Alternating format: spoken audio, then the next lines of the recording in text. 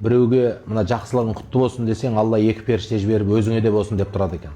Сондықтан біреуге тілектес болумен байып кетіп жатқан, біреуге тілектес болумен жағдайын шешіп алып жатқан адам көп, пейілінің кеңдігінен. Ал қарап жүріп пейілінің тарлығынан кісіні көре алмай өзінің рызқысын қашырып жүрген адамдар да бар да. Құрқылтайдың да ұясы бар, жыланның да іні бар. Кез келген мысалы құстың өзі жұмыртқа басатын кезде, балапан шығаратын кезде бірінші ұясын дайындайды, сосын сыңарын алып келеді, ары қарай өмір бастайды. Жалпы ер азаматтың мойнындағы бір міндет елмен тіл табысып, бала шағасының қиналмай тұратын бір баспанасын жасау. Ол тіптен жалға алса да, тіптен қандай жағдай болса да жасау еді.